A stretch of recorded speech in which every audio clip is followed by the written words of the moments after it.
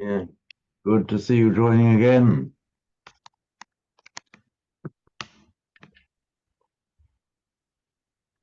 So last time we were looking at this at the Dhammapada, chapter 8, that group of verses 11 to 16, which we're taking as one because, yeah, welcome, Duncan, which we're just which we're looking at as one group because as the verses go on, they just vary by a couple of words each. So before we dive back in, were there any, yes, welcome, Oka. Were there any comments or queries arising out of what we did last time? James, I can't quite remember where we got to, but I did wonder whether there was a misprint or something had got copied and pasted in verse 8:14. Was it 15? There was one where the first line didn't seem to match the second line. It seemed to have been repeated from the one before.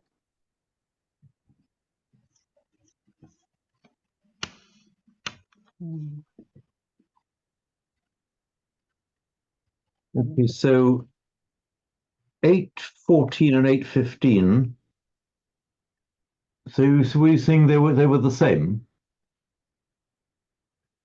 I'm wondering now whether I've just confused myself completely by doing something wrong myself. Ignore me for now. If I find it again, I'll come back to it, James. Sorry. Okay, because I've just looked at 8:14 and 8:15. They seem correct, and there is just one difference in that the at the very end of 8:14 it's Udaya Vyayam, whereas at the end of 8:15 it's Amatang Padam. Otherwise, they're the same. Anyway, if you spot it, do come in and say. Oh, it was 8:15. 8:15. You're right. So what was the error that you spotted? In the first line, which ends Udaya Vyayam. Mhm. I think I've seen it. And Oh, sorry. in my copy, the first line ends with the same as the end of the second line. Apasam amatam padam.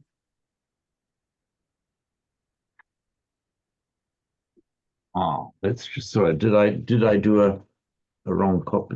Just let's now look at these. I've got 8:14. Oh, and let me just. It seemed odd because it was the only one where the first line didn't mirror the second line, so to speak. A brief word here. I can't see in my own copy of Dhammapada a verse 116. It ends at 115. I thought. I'm sorry, I didn't quite catch your query, Christine. Oh, well, the question about verse 116. I don't Okay, see it. okay, I'll be right with you, Christine. Let's just pause there, and I'm going to share screen and call it up. I'll track it down. I'll track it down. So share screen. One moment. I'm just going to open this up now. I'm putting that on shared screen now. Right, I'm now sharing screen. Bear with me for the rigmarole of screen sharing. Here it goes. Okay, is it visible now? Yes. Okay. Right, Christine, and then hopefully we'll come back to Peldon. So can you direct me to the verse that you're commenting on? Well, it's verse 116. Which is, I think, the last in the... Yes. 15. It's me. Aha. Oh. That's where I end in a what I call a really good version. Well, goodness me, to use a polite phrase. It seems to have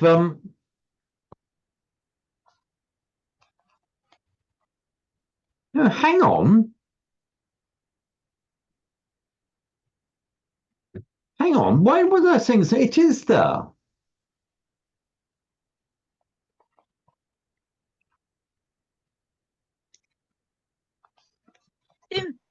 seems like a good ending for the section. Well, not only does it seem like a good ending, it says Sahasabago Atamo Nitito, which means the chapter on the thousands, the eighth, is ended. So Keith, you were about to say? Sorry, I'm confused myself now. I'll keep quiet. Sorry. I think it is intact. It's all there. I think it may be some confusion between 115 and chapter 8, verse 16. But all the copies I have end at 115 with Attamo Nittito. Yeah, so there we are. I wondered whether this has been this digital or rather numerical, I should say, confused, because there are 16 verses in chapter 8, and when I do the verse numbering, I now typically do both. Some people like to use chapter with verse individually. Other people use just a numbering straight through to 400 and something. Whatever I use both. So it does seem to be here. Yeah, it's 811 to 816, or verses 110 to 115, Christine. The numbering's slightly out. Exactly. Yes, that's what I've got. Is there anything I need to change on the text before we get back in? Only Palden's point, if you haven't done that, which is 114, the one above it, is Yeah, okay. which should be Amatam Padam on the end of the first line.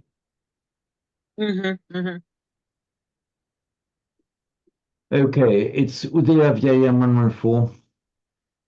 And do you know you are right there? It should be the Amatam Padam. So I'm going to copy it. So the oh dear, hang on, I'm going back with the 8 verse 114 should be Amatam Padam in both cases, shouldn't it? Yes. Sorry about that.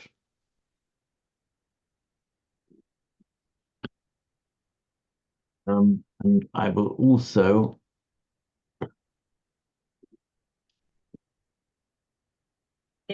alter the Devanagari as well. Is your query now resolved? Sorry, that was clearly my error. Is the query now resolved? Yes, mine is. Thank you. I think so. Okay, Yep, very good. Yep, that's great. Okay, any more that come, please do let me know.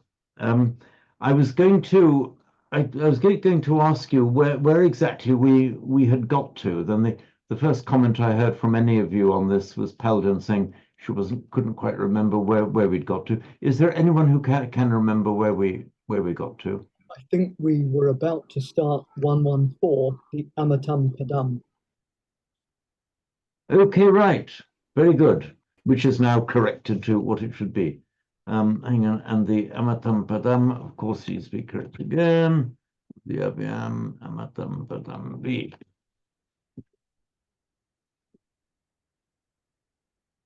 Okay, so I'll just read it out. So Yocha Vasa Satanjive Apasam Amatam Padam. Welcome, Rosemary. Ekahan Jivitang Sayo Passato Amatam Padam. This word pada is one of these polysemic words. It's got multiple meanings. All of them derive from the original meaning of the original pad, which has been as cognate with our word foot and with a rather broad meaning to go. And it can mean a going. It also means a word. It could possibly also mean a path. It also means a footing or an abode. So pada, you can see how it means a footing. So your footing, which is your abode or your state. So the amatam padam is the immortal or the deathless state or abode. and where it can mean words, of course, is in the very title of the work we're studying now, the Dhammapada, the words of the Dhamma. So it's one of these not always terribly convenient polysemic words. We've just got to gauge what it means. But here it seems to be clear enough. In the Pamada Vaggo, if you go to, may not have it in front of you, but chapter 2, the Appamada Vagga, the chapter on the heedfulness, for want of a better word, when in the very first line it says pamado, that's heedlessness, pramada in Sanskrit. Heedlessness is machuno padam, is the abode, the location of death. You might say here the abode of death. It's where something is to be found. If you go there, the reward will be death, machuno padam. And here we have the amatam padam, the immortal abode, the abode of the deathless. Could you say a bit more about that word, amatam, James? Oh yes, amatam. Let me just call up. Is iPad up? Okay, very good.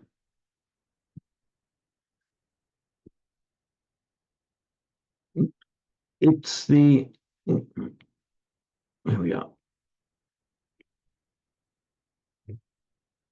It's this subdotted r, the one that's in modern India is pronounced as, or sometimes a bit of a ru, but or could be pronounced as an r. We aren't quite sure how it was pronounced, but it's the vocalic r. It's the r that's treated as a vowel rather than as a consonant.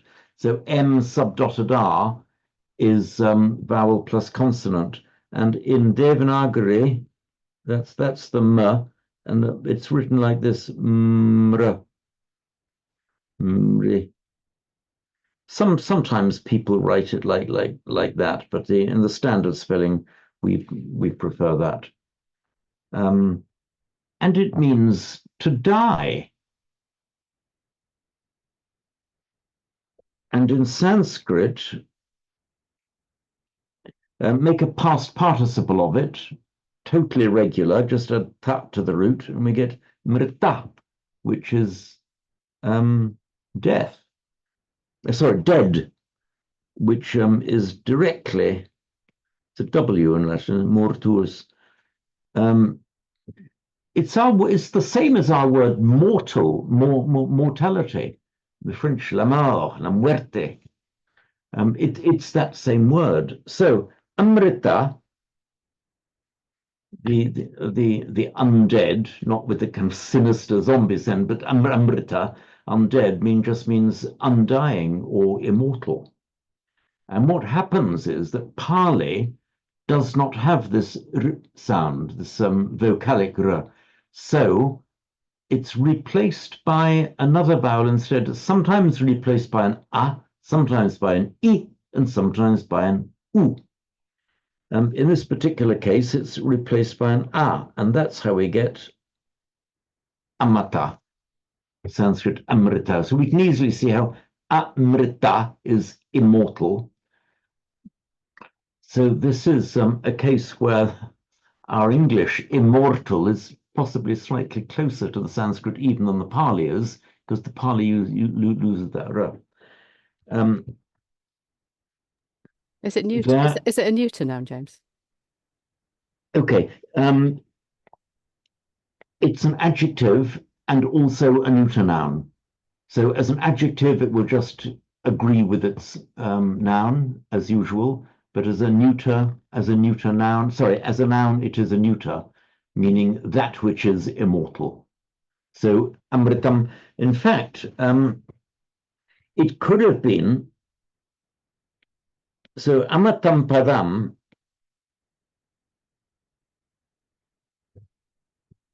literally would be translated as the immortal abode. But of course, it's not the abode that's immortal. It's the abode of immortality. That looks as if it's being used as an adjective there. If you want to be grammatically strictly correct, the abode of the immortal would be amatassa padam. Here, I think it's an adjective. I forget what the linguistic word for it is. And so, for example, you talk about a drunken comment. Well, the comment isn't drunk. It's the comment made by a person who is drunk. It's called a drunken comment. It's a bit the same here. It's the amatam padam. You can't really say that the abode is immortal. It's the abode where you are immortal. I think I've seen it translated as deathless as well somewhere. Yeah. Well, deathless is just the Anglo-Saxon way of saying immortal, I suppose. Yes. So yes. Or the undying. But so yes. I mean, so certainly that would be right as well. James, Roger, please. I mean, it would really just be synonymous with Nibbana, I take it. The deathless. I think overall the answer is yes. Yeah, I think you're right as a kind of doctrinal matter. And if you asked a master of it, what is the real difference in Nibbanam and the Amatam Padam? He would say, well, Nibbanam is the Amatam Padam. It's the same thing expressed in different ways. So I tend to agree with you there. Yeah, it's just got sort of implications of well, immortality. That's right. Oh yeah, I mean, it's not that we will live forever in a paradise on earth. No, certainly nothing like that. It's where you are no longer. I think it means actually. I'll be right with you, Keith. I think it just means where you're no longer subject to birth and death. I mean, it means you're out of samsara. You're out of the entire process of being reborn and dying. Is how I've understood it. The way it's expressed is immortal, but not as in people who live forever, but as in you're outside the entire cycle of birth and death and birth and death. That's why I wondered about deathless, because deathless got a slightly different feel. Immortal means something else in English, doesn't it? Or it's got other connotations. That's why you've just got to be a little bit wary of these translations and look into what the Pali actually says, which is why we're all here. It's what we're doing right now. So where there is no death, it can mean an immortal person or a place that does not have any death. So yes, Keith, please. My book by Narada Tera has a footnote here and calls it the 9 supramundane states, namely the 4 paths, the 4 fruits, and Nibbana. Okay, so the powers, the fruit, the fruits would be the karmic fruits. I wonder what the 4 powers are. I have no idea. 4 paths. 4 paths. Sorry. Oh, sorry, paths. P-A-T-H-S. So is that Narada Tera's gloss on the meaning of this verse? Yes, specifically on this word. So he calls it the 4 paths, the 4 fruits, and Nibbana. Yes, all translated as the deathless state in this book. Okay, right. So in that interpretation, it's a little bit wider than just Nibbana, since it includes the others. Though I would have thought that Nibbana would have included the other 2, because without the other 2, Nibbana would not be attainable, one would have thought. Well, straying slightly beyond my pay grade here.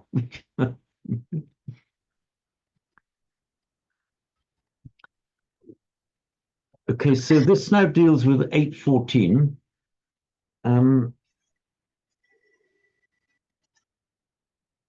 Just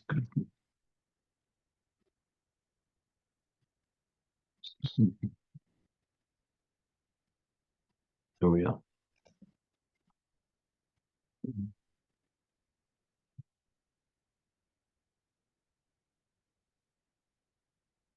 Had we dealt with 814, Did we deal with 814 last time? We did, Simon, did we? Okay, yeah.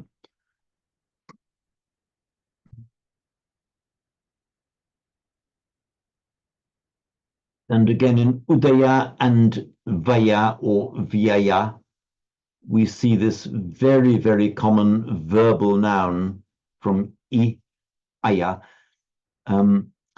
It's very, very frequent. Udaya, Samudaya, Vyaya, Samaya. Note that the Aya as the verbal noun of the root I is virtually certain I'm right in saying it's never found on its own. It's only ever found with a verbal prefix, as in Vyaya, Udaya, Samudaya, Samaya, and so on. But remember that it's just very, very common. And the vi here going apart, ceasing to exist. In Pali, it can also be written as biaya or baya or biaya. So all for in Sanskrit, just viyaya, written in translation with a v. So viyaya, going apart, falling to bits. And as I may have mentioned last time, oh yeah, but I put it right here, vayadhamma sankhara. Sorry, that should be a long ah.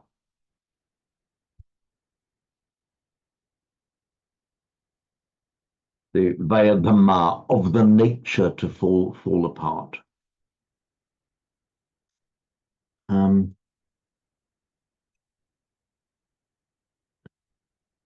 here we have the apasam, the passati, sees, apasam.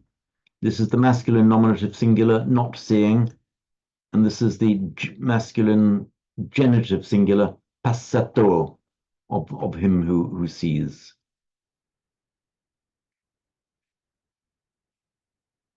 Right. Should we do a couple of recitations of that and just move on to the next one then? Roger, you're first in my gallery. Okay.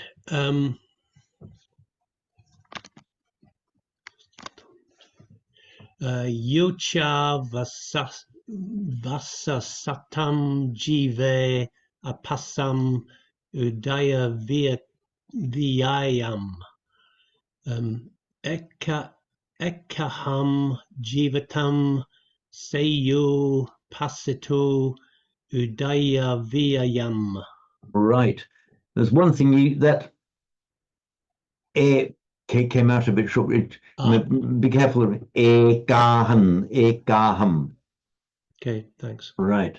And Simon, should we have one from you, and then we can move on to the next verse? Yo chavasa satanjive apasang udaya vyayang ekahang jivetang seyo passato udaya vyayang. Good, very good. But one thing I can't remember whether I have explained it or explained it recently, or whether you all know it anyway. Wherever you get a word ending in a m followed by a consonant, it's written subdotted, the anuswara, as here in the Devanagari. It's the tung, not with the full M, but with the anuswara, the dot above, which we write as the dot below the M. The normal rule is that that's what you do. Word ends in an M, it's got a following consonant, therefore it's anuswara, subdotted M. The normal rule is that where the following word begins with a vowel, it is not a subdotted M, but an ordinary M, or full consonantal M. So this normally would be apasamudaya vyayam, without a subdotted M. The significance of the subdotted M here, which you'll only find, or should with correct typesetting, only find in poetry, is this. Normally, apasamudaya vyam, short a, because it's a single consonant followed by another vowel. However, in Pali, but never in Sanskrit, where the following word begins with a vowel, and in poetry, you're allowed to turn the M into an Anuswara M, and that has the effect of making that a heavy syllable. So you wouldn't say apassamu, it becomes apassam udaya, it becomes long. And that's done by the poets for the sake of the meter, poetical meter only. It is of absolutely zero grammatical significance. So if you change that M, subdotted M to a normal M, it wouldn't change the meaning at all. And sometimes it's done. In fact, in some poetry, you find it varying even within the same line for the sake of the meter. We see that actually. I forget which verse it is, but we'll be onto it soon. In one of the verses of the Metta Sutta, it kind of sometimes without the following vowels, sometimes Anuswara, sometimes not Anuswara, depending on meter. So that gives rise to the comment that these Pali poets can take more liberties with the language than Sanskrit, where the rules are much more fixed. Right, we'll pass on to the next one then. Okay, and this is then so this is just the Amatam Padam that we've just been discussing then. Yeah, I've done it right this time. Amatam Padam. So Paladin, would you like to recite this verse for us, the 8:15? Yo cha vasasatam jive apasam amatam padam ekaham jivitang seyo passato amatang padam. Okay, excellent. Exactly right. And how about yourself, Keith?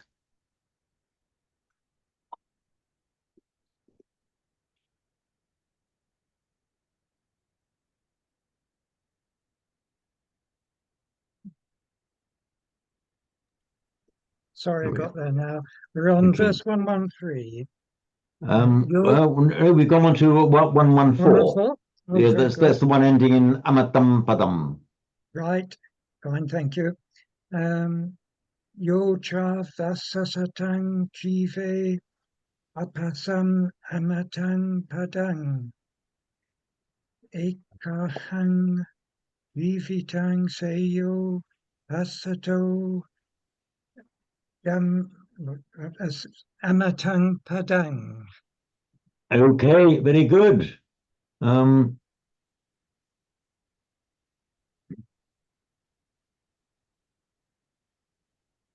Okay, I'm just looking for that place now. I've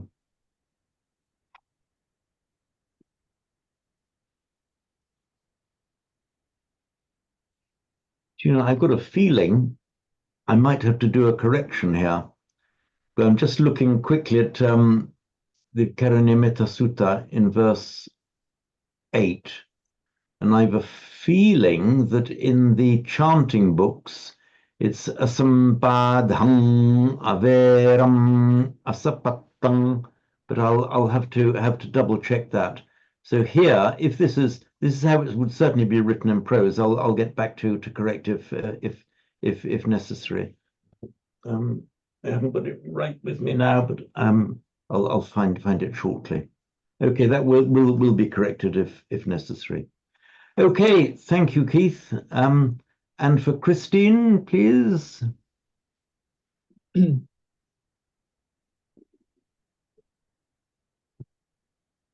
Yo cha vasasatam jive apasam amatam padam ekaham jivitam seyo passato amatam padam. Okay, very good. But for the same thing that Keith did, it was the shortening this ega. Since we've got a long R there, the phonetics of English encourage us to shorten for ega. but remember eka. Never be shy of two long vowels, one immediately following the other. Ekahan. Ekaham. That's it. That's perfect. I think I was the culprit, actually, James. Oh, sorry. Yeah, so I was just at the moment I was looking at the wrong screen. Okay, full marks to that man for admitting it. Okay. Sri Animala, would you like to give us a recitation of this? Yocha wasasatam jive passanam amatam pada eka ham jivitam seyo passasato amatam pada. So you said passato, it's just passato. Okay. Passato amatam pada. Exactly so. Okay, wonderful. Thank you very much, Sri Animala.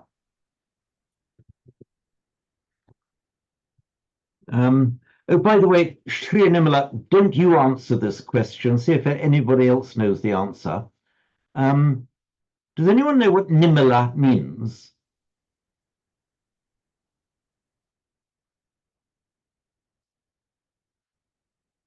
Okay, the word mala with a short a in both. Let me just call up iPad again. Oh, this is also another object lesson in the difference. We have the word mala. It's not to be confused with mala. Mala of the long and mala is a garland, like a garland of flowers you put round your neck. Mala is a garland. Mala is a garland. Oh, are you you are Shinimala, are you? Or how do you pronounce it? Sorry, you muted yourself. Sri Animala. Oh, Sri Animala. Okay. I've just been looking at Sri Animala. I've been pronouncing it wrong all this time. Sri Animala. You know, with this wonderful garland of glory around you. Remember that there is also the word. So mala is garland. Longa. Mala, both long. Mala, both short, is like a stain. Yeah. So if you are Nimala or Nirmala in Sanskrit, you can also Nimala would mean spotless or stainless, and it's also used as a name. It means one who is stainless, and it's rather like immaculata, the immaculate in Latin without stain. Thank you for correcting me there, Sri Nimala. I will not make that mistake again. By the way, you've probably all heard of Angulimala, that delightful character. Angulimala. Mala means the yeah, Angulimala. Yeah, Fingers. yeah. So it's the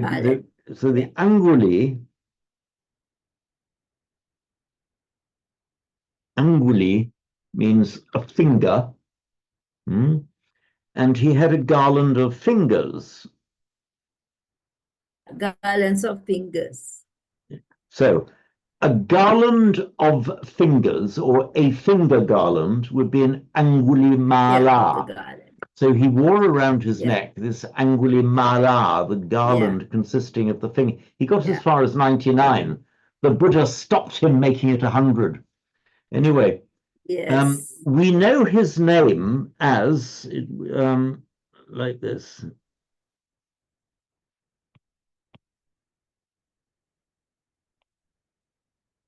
Now, that's not a mistake what I've written. Here, you see it's a long R, and here it's a long R. Now, why is the word meaning a garland of fingers is just a compound noun? It's a Tatpurusha compound. A mala, a garland. What kind of garland? A finger garland. A garland consisting of fingers. That's Angulimala.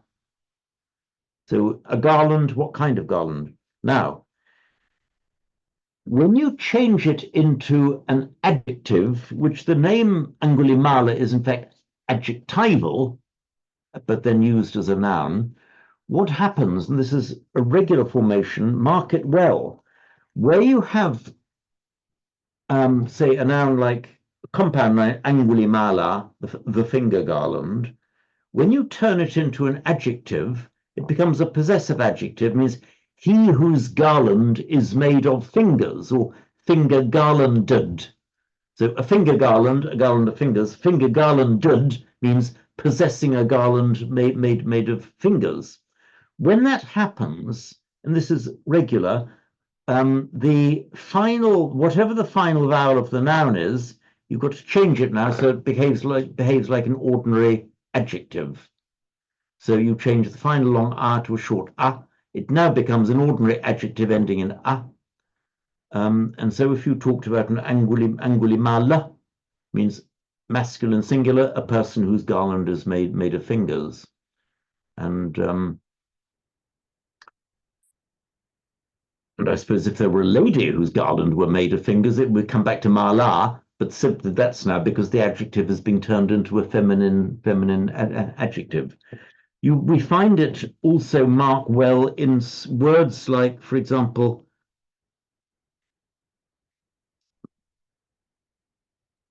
panya, meaning wisdom. Now, we have an adjective, dupanyo, dupanya, or dupanyo, masculine singular, means of little wisdom, weak in wisdom.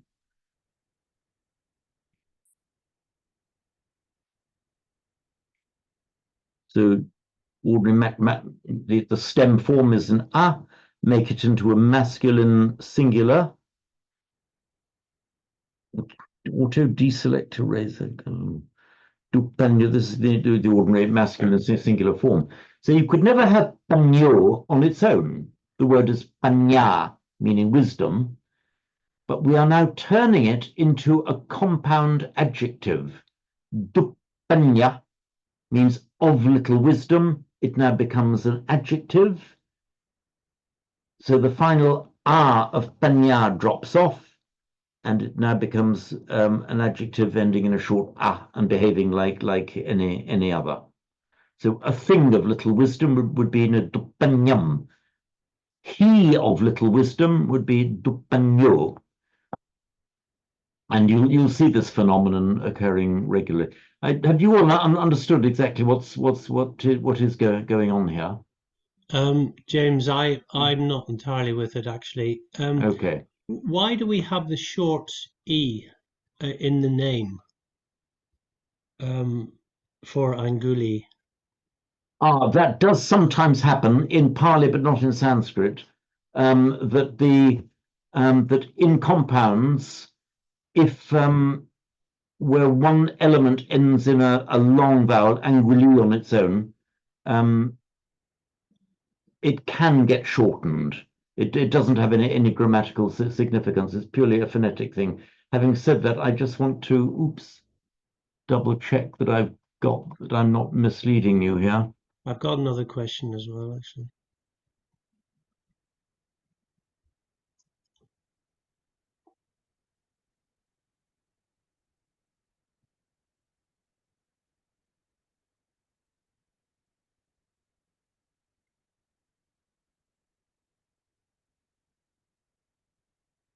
I thought that I was just had a moment of doubt about myself for a moment. I've reassured myself that in Sanskrit, then we go to the Pali, anguli with a short e and anguli with a long e are both equally correct, both meaning a finger. It's a slight hang. Let me just oh, sorry. Oops. Accidentally deleted something that I shouldn't. Let's just look in the Pali.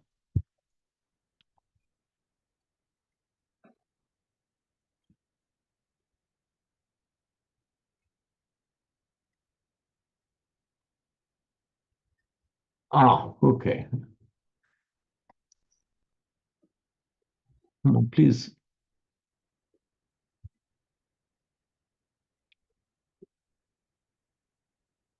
It's being annoying. Here we are. Oops, here we are. Again, it's the relieved look on my face as you've got, had I got that wrong all this time? What's going on in my mind? And fortunately, okay, anguli and anguli with a short E, both equally permitted in Sanskrit as in Pali. And where it says thus always in compounds, he's referring to the second one, anguli, with a short E in compounds. So on its own, you'd be more likely, I think I'm right in saying, you'd be more likely to see it with a long E, but when it comes into a compound, the E gets shortened. Can I also ask, and I could be getting this completely wrong, is that if it means he whose garland is fingers, is it not a bahuvrihi compound?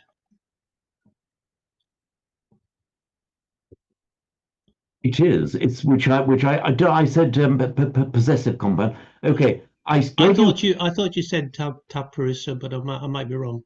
I did, but I said tapurisa for the explanation of angulimala. Got it. Which means a garland. What kind of garland? A finger garland. Whereas you're right, when it becomes angulimala as a name, that is now a bahuvrihi, he whose garland consists of fingers. So you are right there. Thank you. No, we're both right. We're both right. Well, you're more likely to be right than I am. No, I was just thinking of that lovely song for the Mikado. He is right, and you were right, and all is right as right can be. Sorry, who was somebody? A hand raised? Was it? I just saw a hand being raised. Maybe my imagination. Again, going back to your Vedic and Sanskrit again, E and E.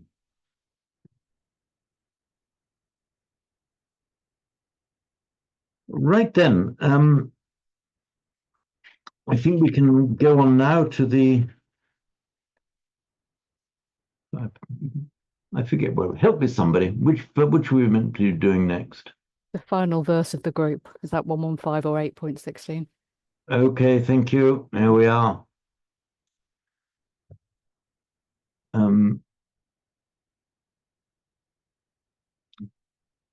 Right, Rosemary, it's your turn. Your turn to give us a recital. Thank you. Yo cha pasatam jive apasam damam utamam. Ekaham jivitam seyo pasato damam utamam. Right. Good. So what might uttamam mean?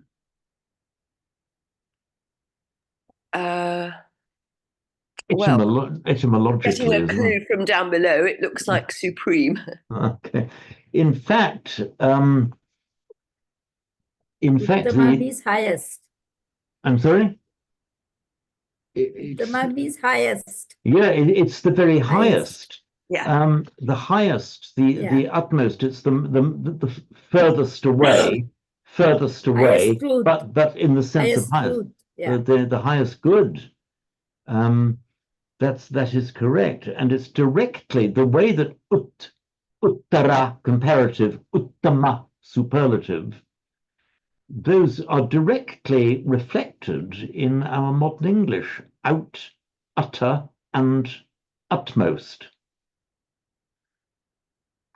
So we talk about the outer darkness. The words have gained the utter has gained slightly different meaning in modern English, but the uttama and utmost between Pali and Sanskrit, the uttama is the same, and English, they know virtually the same meaning and the same etymology as well. It's just the superlative form.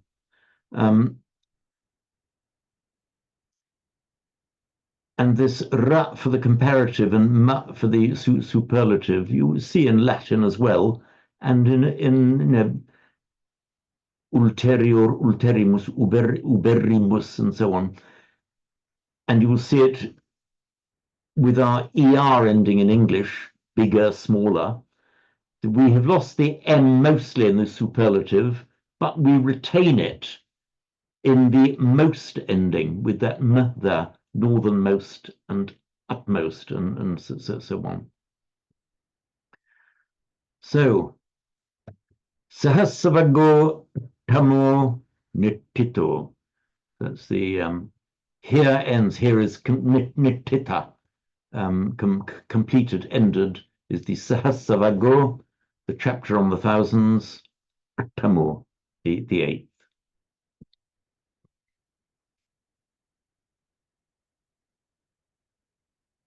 Right, so any more comments or queries? And after those, we can move on back to the Metta Sutta.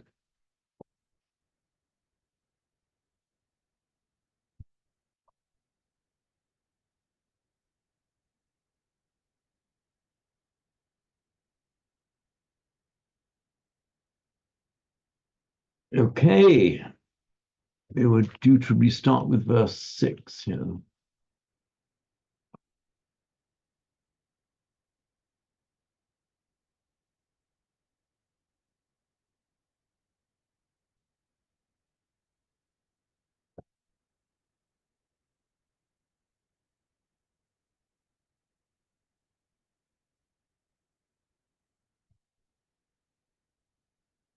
Before we get into this one, in several editions of the Metta Sutta, instead of these final words that I've highlighted here, nakanchi, you have nankinchi. In several of them, you do. And I don't yet know why. It doesn't seem to make sense. Because in Pali, and it's the same in Sanskrit here, you have ko, meaning who, masculine singular ko, meaning who, and the neuter, him, meaning what. The accusative of ko is kam. Whom do you see? Kam passasi. Na is our ordinary not. There is an alternative. Tam would be him, but there is an alternative version that you sometimes see, which is nung. So nung kinshi would mean him nothing or him something, which just doesn't make sense to me. I can't analyze that properly. But nakanchi makes perfect sense. Literally, not anyone. So if you're puzzled by that, yes, there are other editions in nankinchi, which I'm slightly shy about sitting here and saying, well, that's wrong. But what I do sit here and say, I am willing to be persuaded by a rational explanation if you're prepared to give me one. So far, it hasn't happened yet. So I'm going to treat it as nakanchi because I can make sense of it. But no, don't be disturbed if you see another edition saying nankinchi. In the, excuse me a second, oops.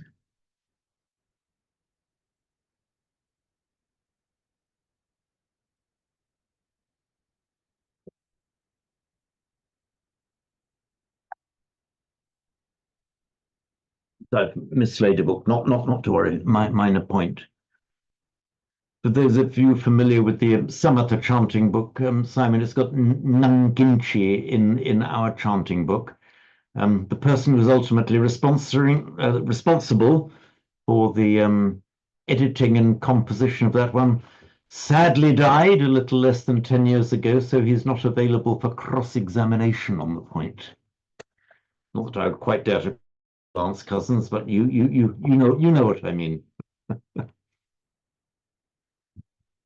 Right, so I'll read this then. Naparo parannikubbeta nati manyeta kattachinakanchi biaru sana pratigahasanya nanyamanyasa dukkhamichaya. So para means another. It's another of these polysemic words with multiple meanings. It's actually cognate with our English word far. So it's the idea of something other, far, not next to you, the far away. And a derivative noun from para is para, which is that which is far, often translated as the far shore. So as in Sanskrit, pradnya param ita, the wisdom gone to the far shore. So here it just means another. Now, we have this phenomenon in both Sanskrit and Pali. If you want to say, let one person not do anything to another, one another, you have one another. In Pali and Sanskrit, you say another, with exactly that same meaning, one another. So English, one another, Pali and Sanskrit, para, another, with exactly the same meaning. Simon. Yeah, I've often been confused by para because sometimes it means another, like another person, the voice, parasa. Yes. And sometimes it means like beyond, further. And I get the logic of that in the sense that you're saying one beyond case in question. So another one that comes after the set that you're dealing with. Does that mean that they are essentially the same word, just used in a different context, or are they from different roots? And I was also kind of more confused by its para is when it means beyond, it's often the same as apara, which is apa, off or away, with a suffix that intensifies it. So yet more off, yet further away, another one. Are they all the same word, or am I? Okay. This word apara, I recently did a note on it somewhere, which is somewhere in my published notes. I can't remember where it was. We have, so the answer is no. They are different words. So the word apara, oh,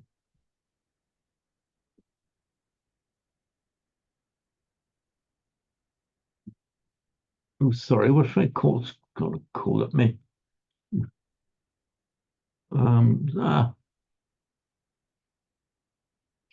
There we are. We have as Simon's correctly mentioned, we have this apa, meaning away or off. And we can add to it the adjectival ending ra,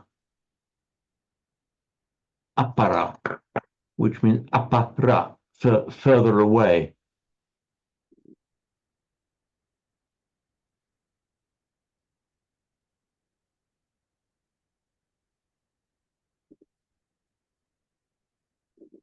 So the Pali dictionary is slightly playing up here. I'm going to try again.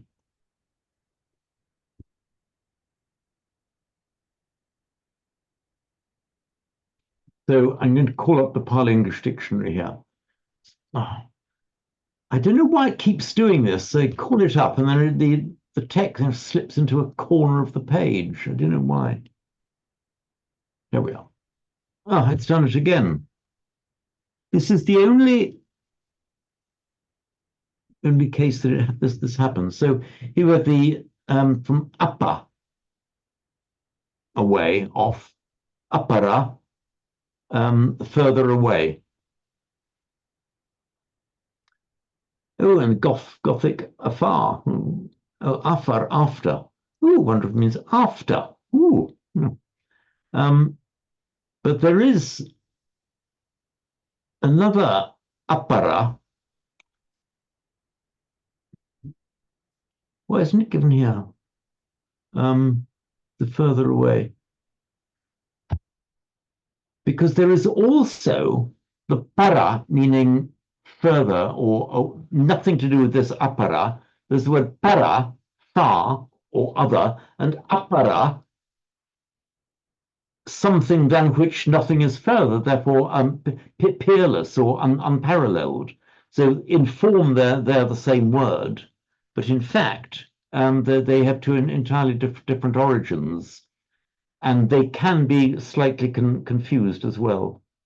I'm just going to, sorry, getting myself in a bit of a twist here.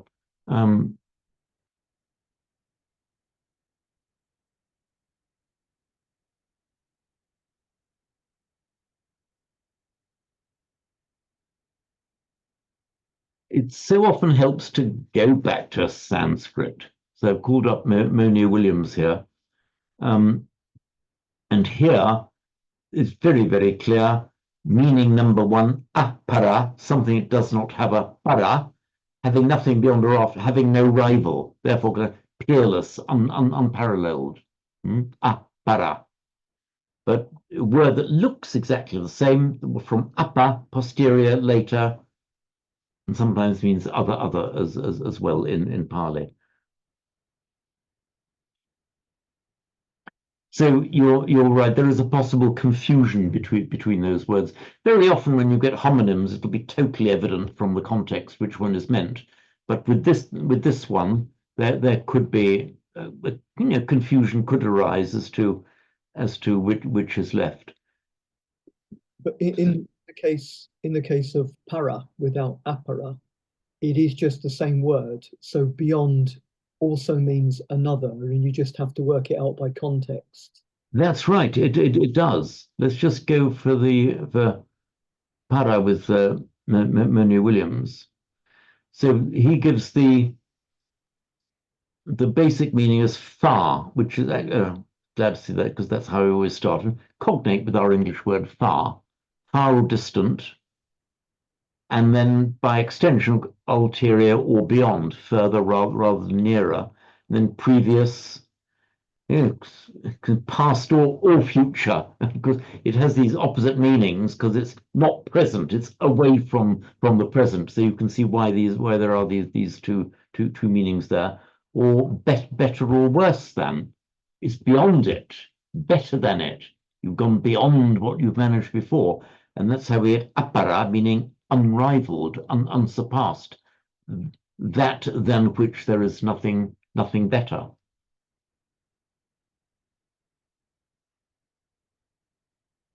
And also you get parama, which again is the superlative form,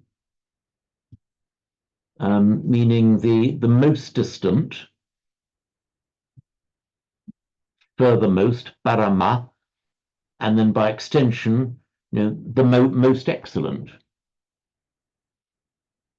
And also, confusing, can also mean the worst, but we can see why, kind of the extreme end of the scale, one end or the other. Welcome, Mandira, welcome.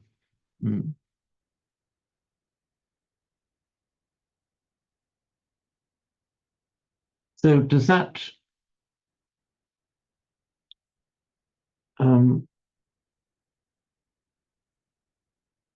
have a feeling I know I wrote a note on this a while ago.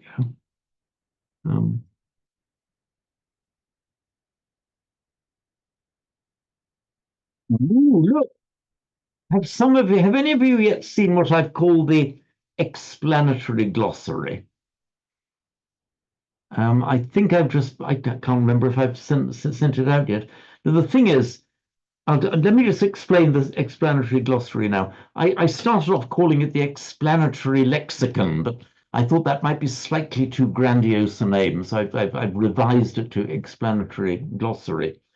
And it's something I've done. It's still work in progress. It's currently runs to 75 pages. What happened was I've been doing so many explanatory notes to various texts I've analyzed in both Sanskrit and Pali. And then I was more and more thinking, oh, I know I've explained that somewhere before. Where was it? So I've started now to gather them all together into one place. So all of the notes I've done about words, I've attempted. It's an ongoing process. I've gathered them here. So as we go on from now, in the new text that I'm editing, or new verses that I'm editing on existing texts, what I will be doing, rather than set out the entire explanation below the text, I'll be giving you a reference to this explanatory lexicon, which I can't even remember with.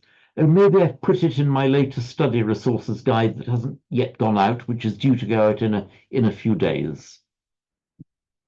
And I'd like feedback from you as to whether it's easy to use. Anyway, here we are. This is the note I've done, not yet published, about Simon's query, the two words apara, different meanings and origins.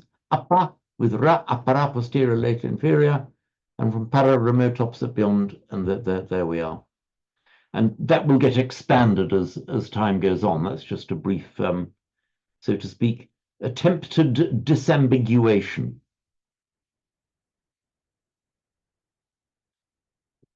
So this will break upon the unsuspecting world shortly with the next study resources guide. So back to where we were. So naparo param nikubeta. Nikubeta, to deceive or generally do down. Paro, masculine singular. Param, masculine, so paro masculine nominative singular, param masculine accusative singular.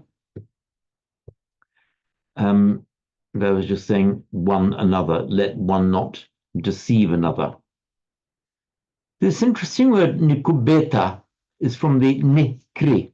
So the indicative would be nikaroti. Nikubeta is just the optative form of it.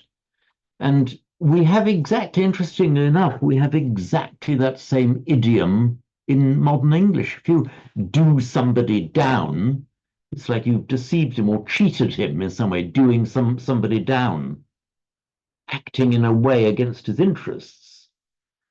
And sorry, somebody's waiting to get in. And Pali, interestingly enough, has exactly that same construction. So you can translate literally, let none do another down, meaning cheat or deceive. I was interested that you said it had got another translation of which is kind of put down rather than do down. And I think humiliate, and in the context of this sentence, that seemed to make more sense than deceive, actually, although it's often translated as deceive. Yeah. I'm almost certain it can be both. Let's just let me just call up the dictionary here.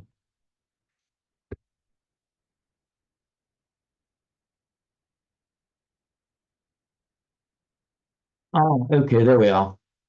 Oh, second time I've been relieved, being upheld by the dictionary. So it's to bring down, humiliated, or to deceive or cheat. In translation, here in the Pali, we can hold both meanings, humiliate and cheat. We can hold them both together. And again, sometimes I stick my neck out a bit talking about what would be in the mind of the native speakers of 2,500 or so years ago. But as far as we can do it, I feel fairly confident in saying that the native speakers of the time would be able to hold both meanings. Yeah, I just find it odd that a translator would choose that one rather than the other option if you had to go one way or the other. Because if you're talking about despising people or being angry or wishing harm, to humiliate just would seem like I would lean that way rather than the other if I was having to choose, I think. I tend to agree with you, Peldon. I do, yeah. But just bear in mind that both meanings are there. But yeah, if I were being forced into a position where I had to choose a one-word translation, I would. What would I do if I were forced to choose a one-word translation? I'd say, no, I'm not going to. You can't force me to choose a one-word translation with which I do not agree. Just say, in which case, your translations of any one verse might be very, very long. They would indeed be very, very long. And indeed, that is why we have these, rather than this just, this box here. Sometimes I copy it from Norman, sometimes it's my own. Don't pay too much attention to what's in this box by way of linguistic interpretation. This is just, broadly helps you to understand the sentence structure. To get more to the meaning, look at where I get really wordy. Look at this box here, with the analytical box, and the notes down at the bottom. That's where you should go for what I really think. But yes, you're right, Peldon. It would get very long indeed, and it does get very long indeed, as you have seen from the numerous annotations I've done. And I'm going to refuse to apologize and to back down, because that's what we're here for, to get it from inside the Pali. So nati manieta kattachi nakanchi.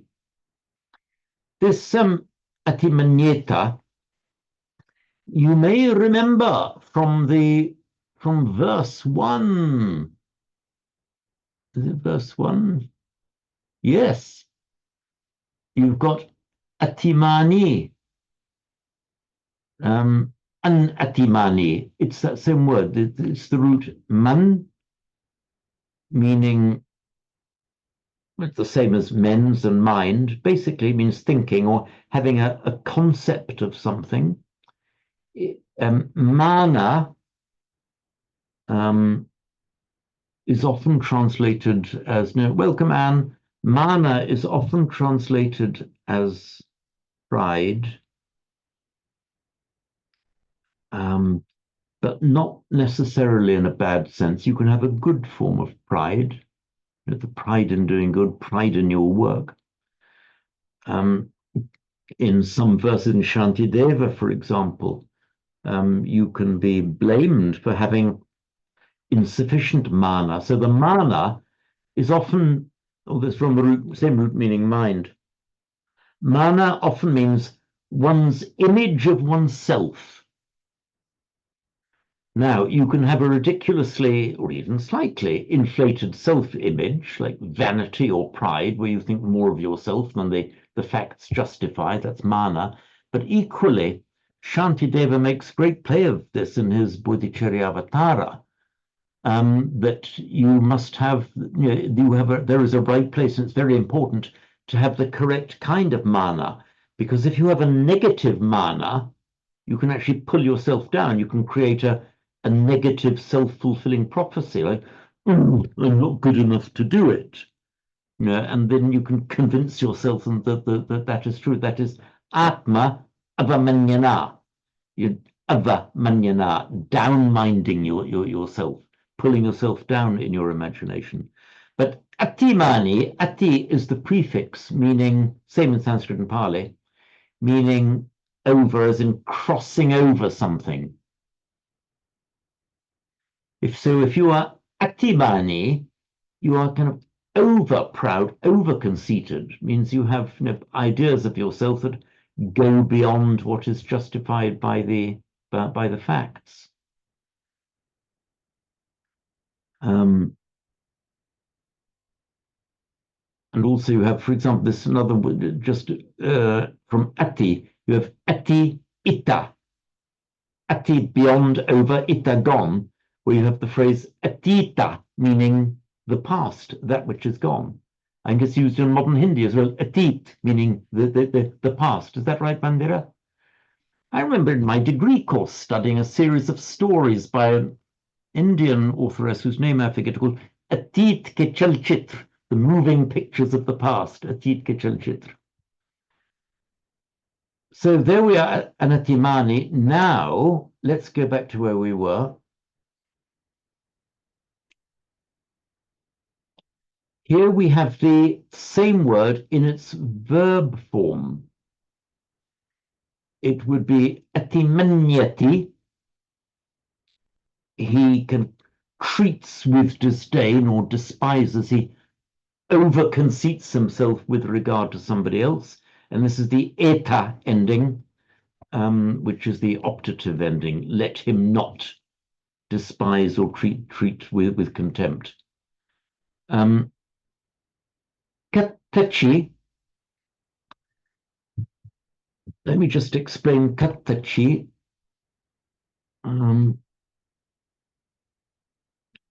So we have the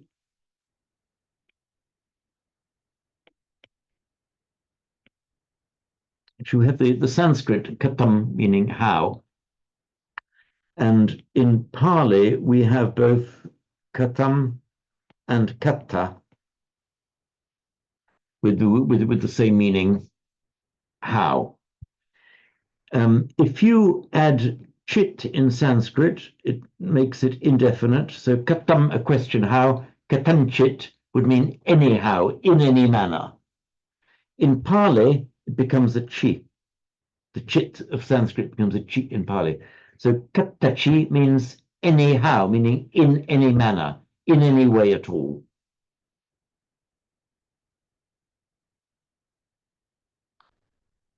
So na atimaneta by Santi natimaneta katachi nakanchi. Let him not despise in any way, not anybody. Comes out slightly clumsily in English, but that's fine in Pali. Biarusana pratigasanya na anyam by Santi nanyam anyassa dukkam ichaya.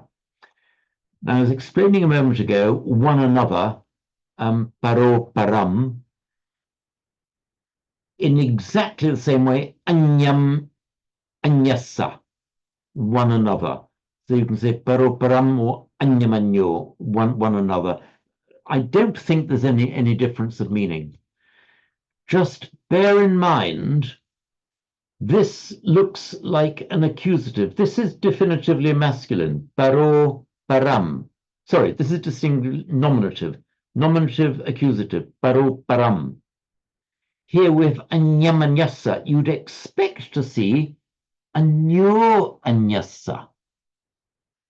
But by phonetic license, it becomes anyamanyasa, which is easier to say. So it looks like an accusative, but it's in fact a nominative. Sanskrit wouldn't allow it, Pali does. So let none wish for, na ichaya, let him not wish for the dukkha of another. We'd say, let him not wish dukkha upon another. Here, let him not wish for the dukkha of another. So again, anyamanyasa, one another, as in param. Let not one of the other, the dukkha, seek or wish. With the Sandhi in Pali, na anyam,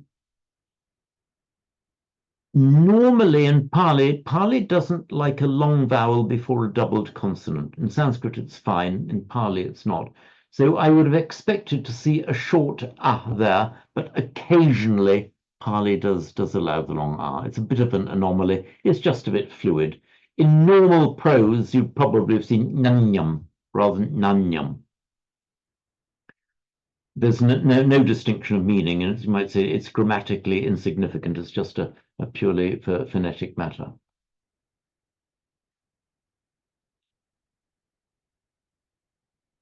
So, biarosana, it's generally anger, but it's more a kind of an aggressive kind of anger. Have I done the root here? No, I haven't. It's from a Sanskrit root, rush, actually meaning anger, often used in a hostile context of battle. You know, you can incur the devarosha, the anger of the gods. And the arusana, this prefix, the rush, the root rosana is a verbal noun from it, the angering, the arusana, angering at somebody and turning your anger towards somebody. And with the prefix, be right with you, Simon, with the prefix vi, which becomes via, becomes bia, just has this meaning of, it's often used where you're destroying or taking something. Biarusana is a destructive turning of your anger on somebody, is the biarusana. Simon, please. Yeah, nearly all the translations do the same as you here, which is to say that's a kind of a contracted instrumental rosanaya through anger, by means of anger. Oh yeah, that's right. Yeah, it is. If this were prose, it would be biarusanaya padikasanyaya. I'm just wondering why, because biarosana is feminine, why that's not too nominative feminine singulars, like an in apposition. So anger is this striking back against perceptions, colon, therefore don't wish harm upon one another. As a pure matter of grammar, what you say is possible. Yeah, so I agree with you there. Well, I think in context it makes better sense, doesn't it? So I'm not. It's saying if you strike back against perceptions, that's anger, that is, and that will cause, that's your anger or Okay. rise in others. Okay, I mean, this is one of those things where I could, with a week of thinking about it, come round to your way of thinking. Currently, I would allow you a footnote, but okay. What I say now, I might eat humble pie in a week's time and say no. I agree with you after all. If you say, on your interpretation, if these are both nominatives, then one would be defining the other, as you just said. So pratika sanya amounts to byarosana, and byarosana is a bad thing. My provisional view is that kind of, I don't think they are the same thing. I don't think they are the same thing. Byarosana is quite a forceful thing, destroying the idea of this forceful venting of your anger on somebody in a destructive way. This pratika sanya means the perception, that sense, almost in the same, the sense of pushing back.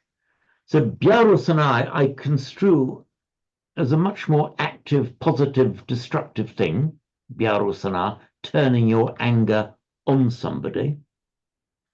The pratika sanya is more of an internal thing, wanting to push it away or to strike, to hit it away. Well, it might be, but I mean, it's pretty violent. It could be the other way around. Sanya as in perceptions, or as in, the perception. And patiga, so it's striking against the perceptions, the perception of somebody, and you just have a go at it. No, if it was striking against the perceptions, it would have to be the other way around. It would have to be sanya patiga. So here, the operative noun, this is a tapurisa compound. Sanya, perception, sense. What kind of perception? Pratika sanya, the sense whereby you strike back at something. The sense of wanting to push something away or strike back. I think we've come to a convenient break now, where I can set this as some of my homework.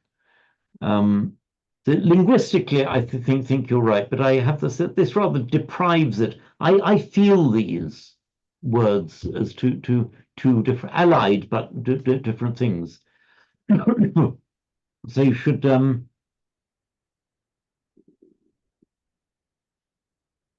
by byarosana or by pratika sanya. You could say humiliate them.